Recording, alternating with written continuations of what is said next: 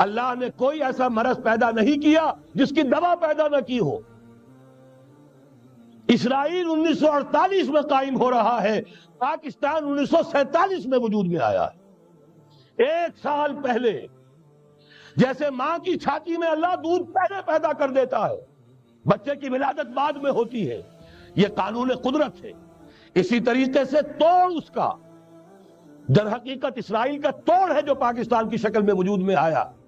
یہ دوسری بات ہے کہ ہم بھٹک گئے، منزل کا سراغ بھول گئے، ہم آ کر دولت کے پھندوں میں، اور سب سے بڑھ کر یہ کہ جو متروکہ جائیداد کے لالچ، ہم اس میں پڑ گئے، بھول گئے یہ پاکستان کس لیے بنایا تھا، بھٹک گئے۔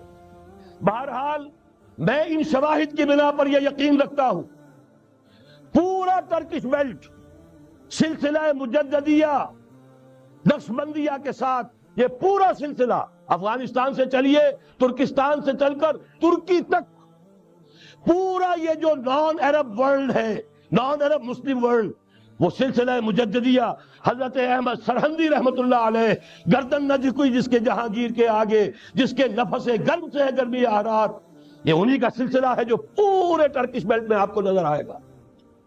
پھر شاہ ولی اللہ جیسا مفکر۔ بہرحال یہ تمام شواہد ہیں، اور میرے لیے تو سب سے بڑے شواہد جو ہے، اب وہ احادیث دیکھیے جو حضور نے بیان فرمائی۔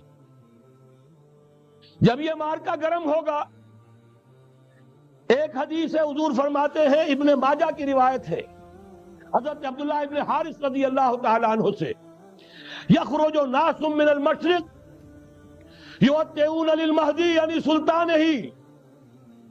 جب اس عالم عرب میں، دیکھیے ایک بات میں عرض کر چکا ہوں، بڑی تلخ بات ہے، عالم عرب ہمارا بہتر حصہ ہے، افضل حصہ ہے، ان کو اللہ نے فضیلت ہم سے بہت زیادہ دی ہے۔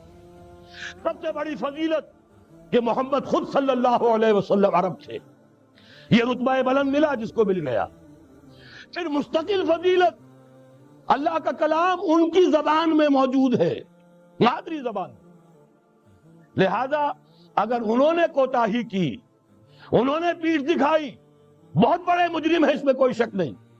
اور یہی وجہ ہے یہ سارے ملاحد وہی ہونے ہیں، ایسی ایسی بھاری جنگیں، حضور فرماتے ہیں اتنے لوگ ہلاک ہوں گے کہ پرندہ اڑتا چلا جائے گا، اترنے کی جگہ نہیں ملے گی، لاشیں ہی لاشیں ہوں، یہ شکل ہونے والی ہے۔ اور میں تو چونکہ ایک مضمون اور کتابچے کی شکل میں بھی شائع ہو چکا ہے، جس میں کہ حضور کی اس حدیث کے حوالے سے میری امت پر بھی وہ سب کچھ وارد ہوگا جو سابقہ امت پر ہوا، اسی کے حوالے سے عرض کر چکا ہوں۔ اگر اس صدی میں ہولوکاسٹ میں 60 لاکھ یہودی مارا گیا ہے، کوئی اسی کا دوبارہ چربہ جو ہے امت مسلمہ پر بھی آنے والا ہے۔ لیکن اس کے بعد پھر ان کے لیے فوجیں جائیں گی مشرق سے، وہاں جو امام ہوں گے، جو بھی ان کو لیڈ کر رہے ہوں گے، حضرت مہدی۔ یہ تصور ذہن میں رکھیے، ہمارے مابین اور عیسائیوں کے مابین حضرت مسیح کی ذات مشترک، اگرچہ ان کا یہ عقیدہ ہے کہ وہ سولی دیے گئے، فوت ہو گئے، معاذ اللہ ثم معاذ اللہ، پھر زندہ ہو کر آسمان پر گئے، پھر آئیں گے۔ ہم کہتے ہیں نہیں، وہ سولی دیے ہی نہیں گئے، وہ زندہ آسمان پر اٹھائے گئے، واپس آئیں گے۔ گویا کہ بہت حد تک اشتراک ہے، لیکن ایک اختلاف بھی ہے۔ اسی طرح حضرت مہدی کے بارے میں شیعہ اور سنی تصورات میں اتفاق بھی ہے، اختلاف بھی ہے۔ یقیناً امت مسلمہ، امت عرب، مجھے تو اقبال کا وہ شعر یاد آتا ہے، خون اسرائیل آ جاتا ہے آخر جوش میں، توڑ دیتا ہے کوئی موسیٰ طلسم سامری، تو کیا خون اسماعیل جوش میں نہیں آئے گا؟ حضرت اسماعیل کی نسل میں حضور، اور حضور کی صاحبزادی حضرت فاطمہ رضی اللہ تعالی عنہا، حضور نے فرمایا میری اس بیٹی کی نسل میں اللہ تعالیٰ ایک شخص کو اٹھائے گا جو اس وقت مسلمانوں کی قیادت کرے گا۔